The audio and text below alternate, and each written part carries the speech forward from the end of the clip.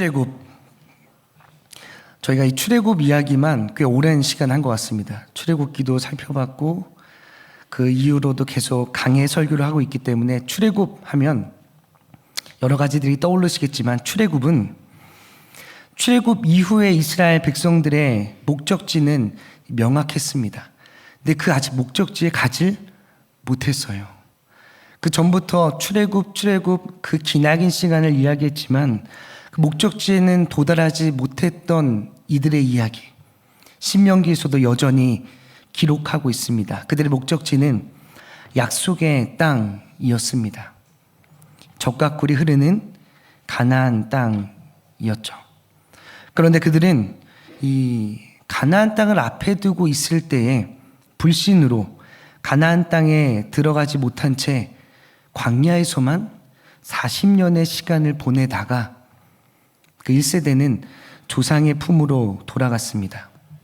저는 여기서 좀 이상했어요. 뭐가 이상했냐?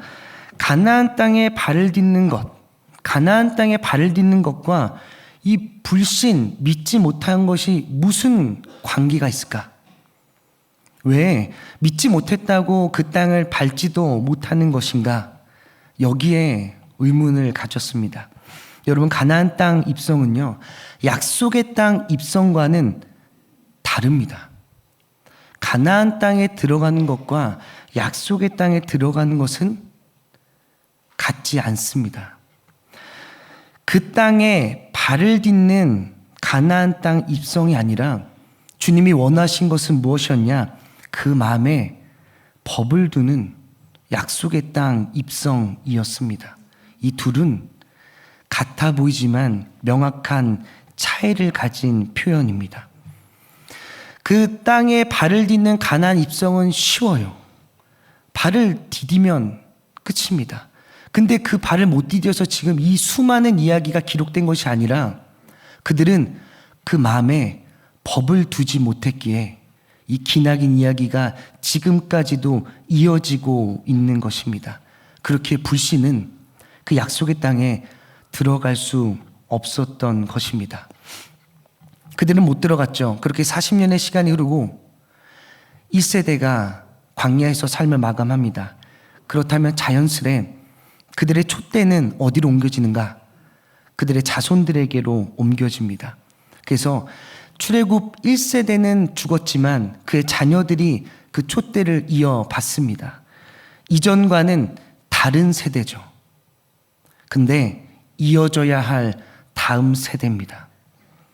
출애굽 1세대와는 다른 세대지만 그들은 여전히 이어져야 할 다음 세대였습니다. 여기서 모세의 임무가 시작됩니다. 어떻게 하는가? 다른 세대를 다음 세대로 만들어야 됩니다. 그것이 모세의 임무였습니다. 같은 실수를, 동일한 실패를 반복하지 않아야 하기 때문에 모세는 이 신명기를 써서 무엇을 이야기하는가? 너희가 마음에 두어야 할 법이 무엇인지를 다시 한번 이야기해 줍니다. 오늘 우리에게 알려주시는 이 명령 또한 마음에 두어야 할 법입니다. 오늘 이 말씀은 크게 주제에 따라 세 부분으로 나눌 수 있습니다. 1절에서 9절까지는 가정과 개인에 대한 약속들이고요. 10절에서 15절은 경제적 약자에 대한 약속들, 16절에서 22절은 사회적 질서에 따른 약속들입니다. 첫 번째 주제는 가정과 개인입니다. 무엇부터 나오는가? 1절에서 4절을 보시면 이혼과 재혼에 대해서 나옵니다. 여러분, 고대 근동 사회에서 이혼은 합의가 아니었어요. 그 당시 이혼은 남편의 일방적인 권리로 여겨졌습니다. 남자가 원하면 보낼 수 있고요. 남자가 원하면 깰 수 있었던 것이 그 당시 그들의 혼인이었습니다. 그런데 성경은 그를 제한합니다. 어떻게 제한하는가? 1절을 보시면 수치되는 일이 있음을 발견할 때 그때 이혼 증서를 써주라고 합니다. 남편이 무분별하고 감정적이고 일방적이며 폭력적인 이혼의 선택과 결정이 아니라 같이 살다가 수치되는 일이 발견되면 그 조건을 정함으로 그 일방적인 한 사람에 대한 결정을 억제하고 제한하고 있는 것입니다. 여러분, 그렇게 헤어졌다가 두 번째 남편과도 무슨 일이 있어서 또 헤어져요. 그럼 그 아내가 다시 남편으로 돌아올 수 있는가? 없습니다. 왜냐? 여자가 두 번을 결혼했을 때 오늘 본문에서는 이 부정하여 오지 못한다고 하지만 그 당시에는 편법으로, 불법으로 경제적 이득을 취할 수 있었던 상황에 놓인 사람이 그 여자였습니다. 두 번 실패했거든요. 그러면 다시 돌아와서 종처럼 살고 때로는 편법과 불법을 통해서 남자 쪽에서 경제적 이득을 취할 수 있었기에 이를 방지하기 위해 이혼했던 그 여자가 다른 남자를 살다가 돌아오는 것을 금지했던 것입니다. 5절은 신혼부부의 면제 제도입니다. 국가적 의무보다 가정의 안정과 행복이 어떤 것보다 더 우선시되며 본질적임을 주님은 그들에게 말씀하고 계십니다. 그 신혼부부가 그 가정이 잘 이루어져야 대를 잇는 생명의 권리도 이어집니다. 이번 연도는 감사하게 저희 신생아들이 많이 생겼습니다. 제가 알기로는 7가정 정도 되는 걸로 알고 있는데요. 그 대를 이으려면 가정이 행복해야 됩니다. 오늘 그 가정의 행복을 위하여, 그 생명의 대를 잇기 위하여 주님은 너무 세밀하고 구체적으로 1년 동안은 어떤 의무도 주지 말고 아내를 즐겁게 해라. 어쩌면 당연하고 어쩌면 이것까지 말씀하시나 싶을 정도로 세심한 명령이 오늘 본문에 기록되어 있습니다. 6절을 보시면 맷돌과 윗짝인 손잡이에 대한 담보제도가 나옵니다. 구체적이죠. 이 보증서고 때로는 이 담보로 대출을 받으려고 했을 때 맷돌은 받지 말래요. 맷돌도 안 받는데 더 심지어 맷돌 손잡이도 받지 말라고 합니다. 왜냐? 가정에서 양식을 만드는 이 맷돌과 맷돌 손잡이는 필수 생존 도구입니다. 아무리 정당한 채무 관계라고 하더라도 너희가 적어도 맷돌은, 그 손잡이는 이 담보로 가져오지 마라. 어떤 채무 관계보다 생존권이 가장 먼저됨을 그들에게 알려주고 있는 것입니다. 7절, 이 유인해서 데려간다, 좋은 말로 표현했지만 사실 지금 현재로 보면 납치하고 인신매매하는 겁니다. 납치 후 인신매매하는 자는 주님은 이렇게 말씀하십니다. 7절을 보시면 죽일지니 악을 제할지니라. 인간을 물건 취급하여 경제적 이득을 취하려는 것.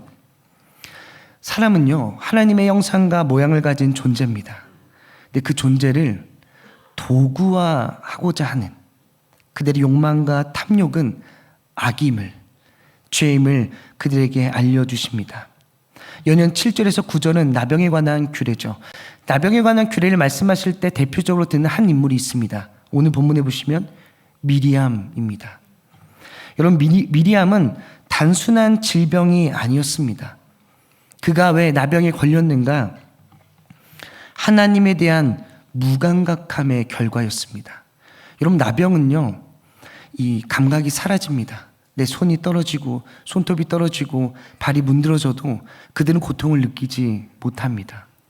구약에서는 이 나병을 하나님의 심판으로 이야기하는데요. 왜냐하면 그만큼 그들이 무감각해 있음을, 나병 환자처럼 무감각해 있음을 그들에게 경고하기 위하여 나병을 사용하는데, 이 나병은 그들에게 무감각해져 있음을 다시금 깨닫게 하는 것입니다. 즉 무감각하지 말고 깨어 지켜야 함을 그들에게 나병을 통하여 말씀하고 계신 것입니다.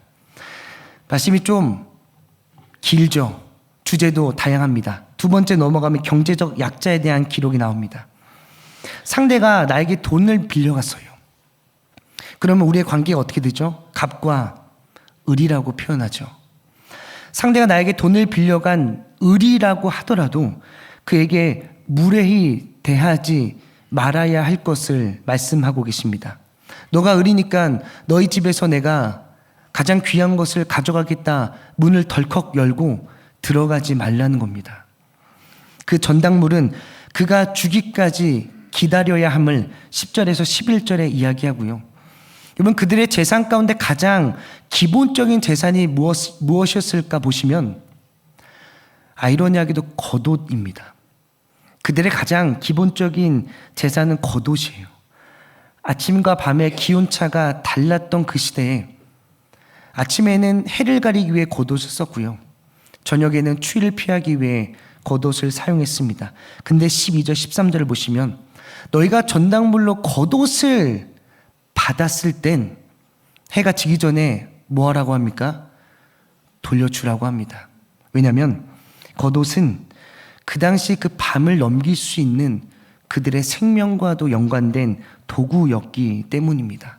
여전히 소유권보다는 생명권이 우선됨을 그들에게 말씀하고 계십니다.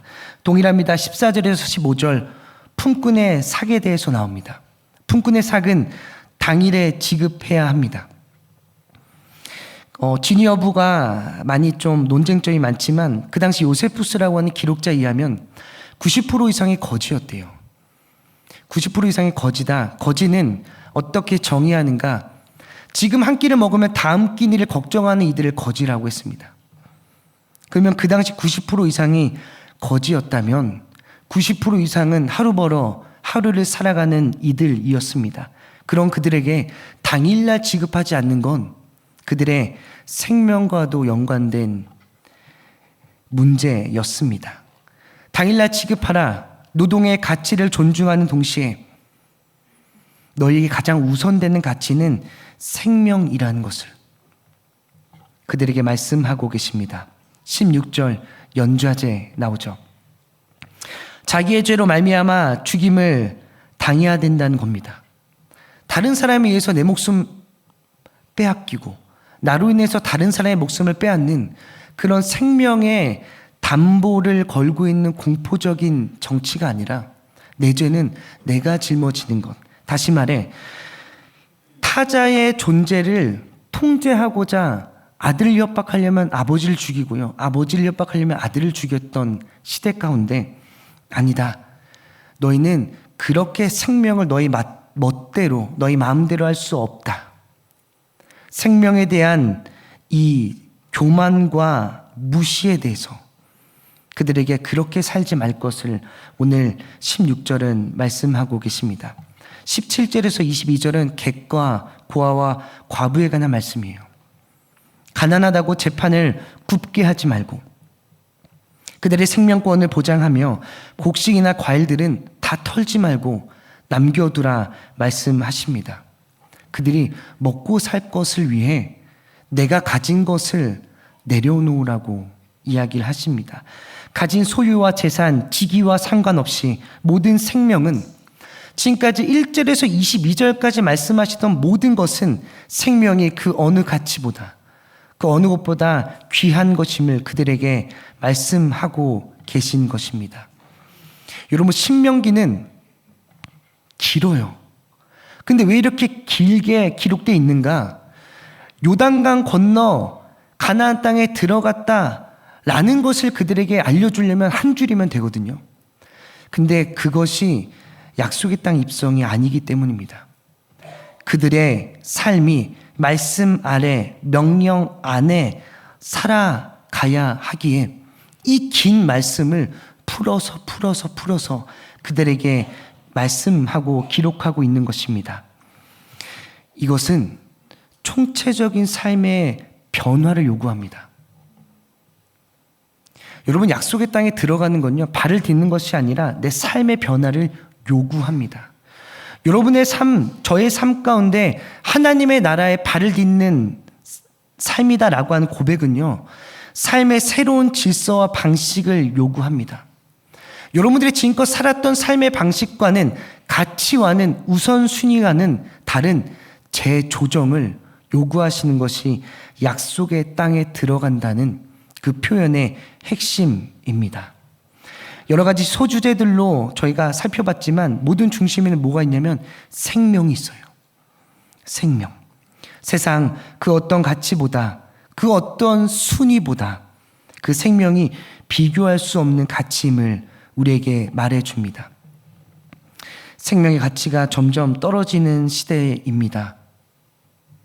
소유를 위해서 생명을 죽이는 시대예요.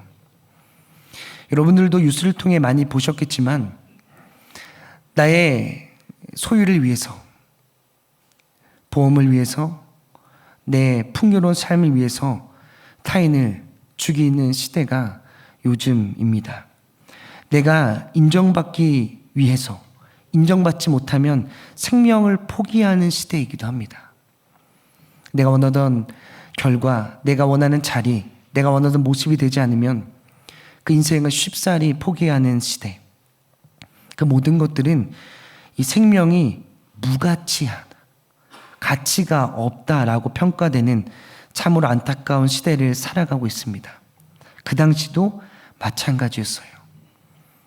그 생명을 무가치하게 여겼던 당시, 그리고 요즘은 동일한 죄와 악을 행하는 지금도 그 한복판에서 생명이 그 어떤 것보다 존귀하며 세상이 그 어떤 가치보다 존엄함을 오늘 주님은 이들에게, 오늘 우리에게 선포하고 계신 것입니다. 여러분이 말씀들을 보시면 그 말씀과 명령들이 모두 남들을 위한 것처럼 보입니다. 한번 묵상하셨던 것들을 살펴보시면 잃어버린 것들은 찾아줘야 돼요. 근데 못 찾아주면 어떡합니까? 내가 보관하고 소를 잃어버리고 양을 잃어버렸을 때 내가 키우다가 주인을 찾으면 다시 돌려줘야 합니다. 내 돈을 꿔줬어요. 근데 눈치 보며 내가 돈 꿔준 사람의 그 상황을 봐줘야 합니다. 뒷돈을 챙기면서, 뒷돈을 먹으면서 공평하게 처리하지 않던 시대 가운데 뒷돈 받아 챙기며 공평을 무시하는 시대 가운데 공평하게 대해야 합니다.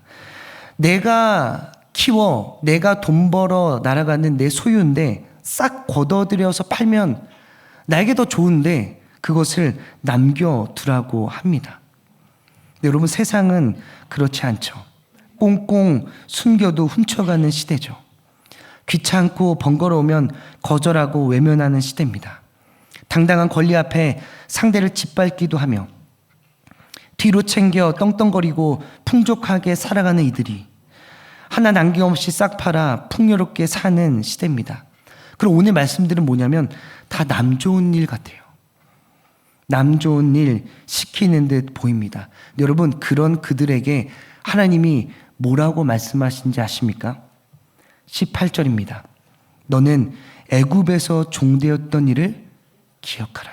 22절입니다. 너는 애굽 땅에서 종되었던 것을 기억하라. 여러분, 그들은요 종이자 노예였습니다.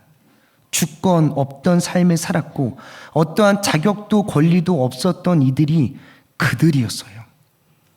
부당함과 차별과 외면과 소외를 당했던 이들이 바로 그들이었습니다. 근데 그들을 위해서 주님은 이 모든 명령들을 그들에게 말씀하고 계셨던 것입니다. 남의 이야기인 줄 알았는데 나의 이야기였던 것입니다. 나를 위해, 우리를 위해 명령하신 것입니다. 사랑하는 여러분, 우리는 경각심을 가져야 합니다.